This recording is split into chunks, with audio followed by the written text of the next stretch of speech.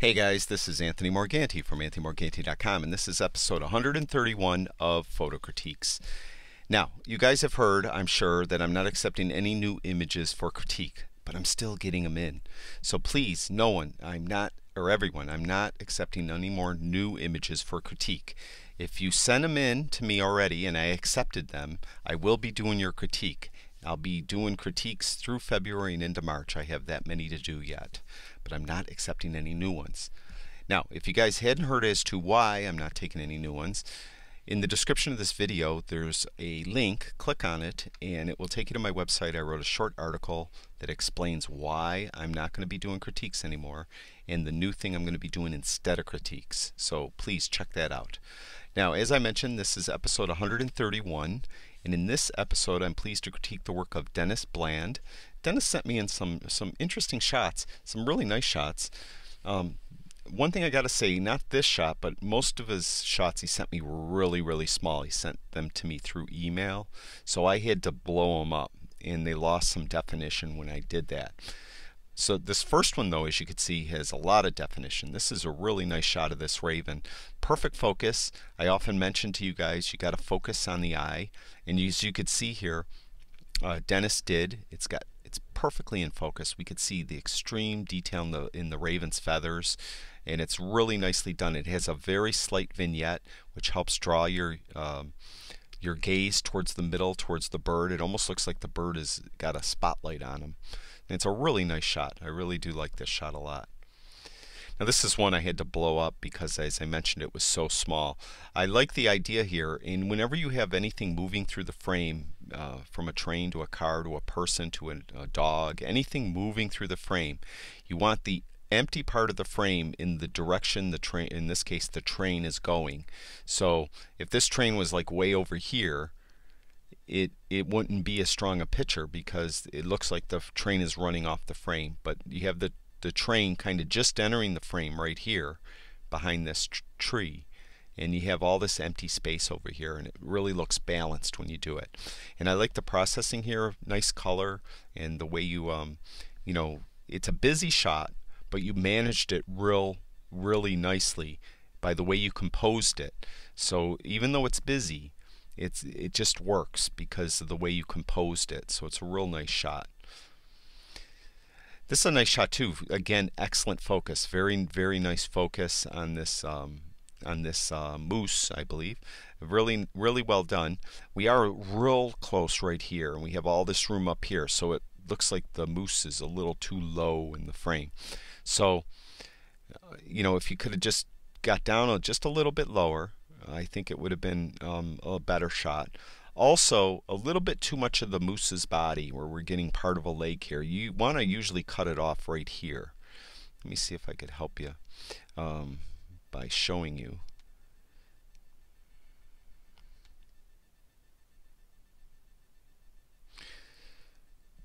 Bear with me, because as you guys know, I can't talk and crop at the same time. This isn't good either because I'm a little too closest to the edge. I'd be backed out a little more, but I think this is a bit of a stronger shot. Not quite what I had in mind, but I think it gives you the idea. When you have all of this in there, it just doesn't look as balanced. I think you want to come out just enough where you could just to start see the leg of the moose. Something like that, maybe. It looks a little better. So, other than that, though, it's an excellent shot. Very well done with focus and composition.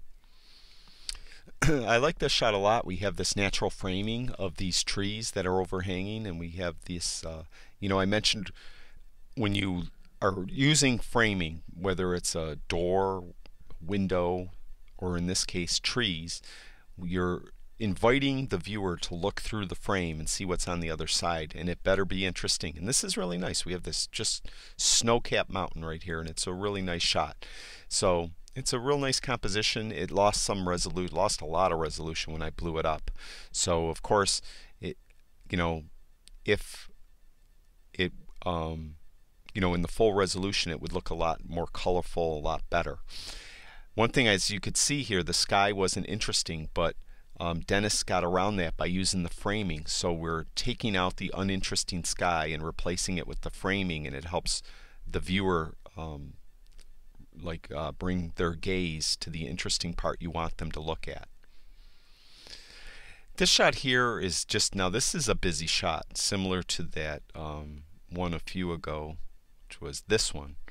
But whereas this one doesn't work as much, I don't know if it's because it's in black and white, but it's just got a lot of different elements and layers to it. We have these trees here, look like birch trees over here. We have this tree over here partially overhanging. We have this collapsed barn. Then we have this Snowcap mountain. It's just like so much stuff in here.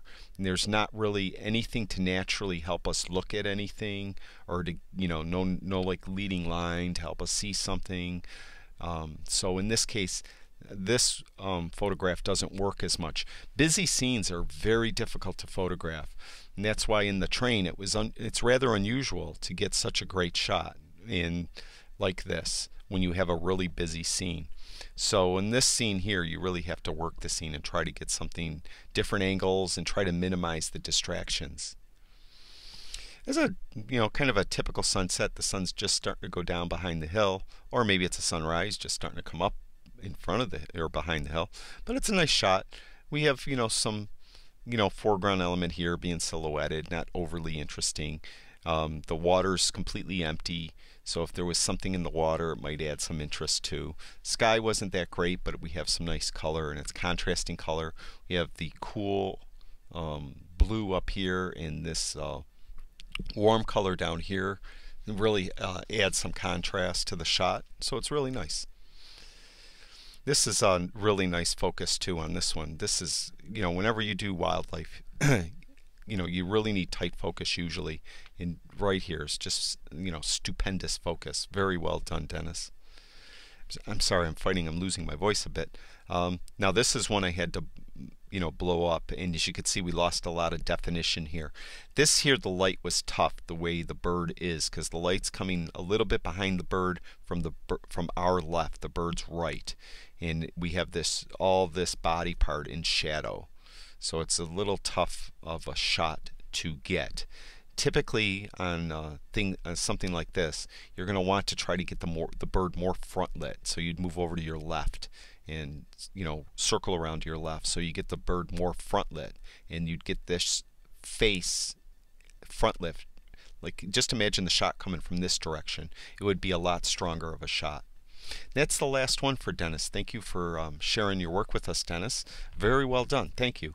And I'd like to thank everyone that watches all my videos. I really do appreciate it.